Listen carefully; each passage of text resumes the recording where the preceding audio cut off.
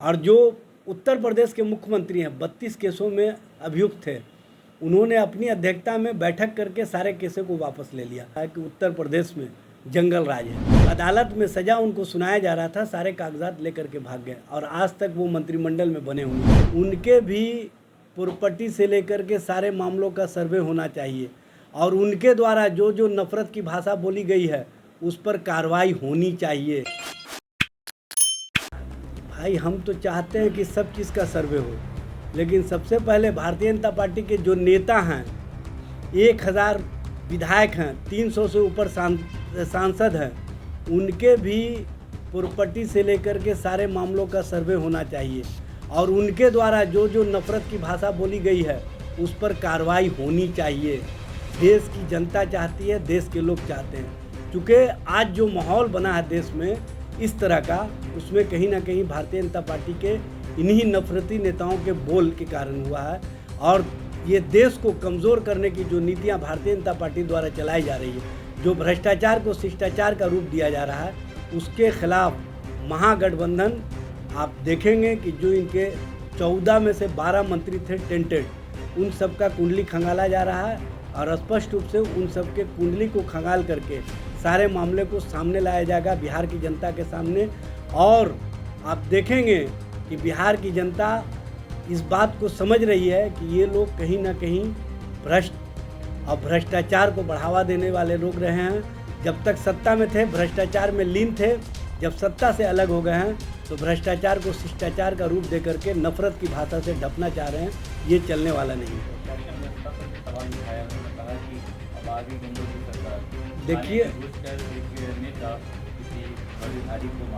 देखिए सबसे बड़ी बात यह है कि माननीय सर्वोच्च न्यायालय ने उत्तर प्रदेश सरकार के संबंध में कहा है कि उत्तर प्रदेश में जंगल राज है और उत्तर प्रदेश के एक मंत्री जो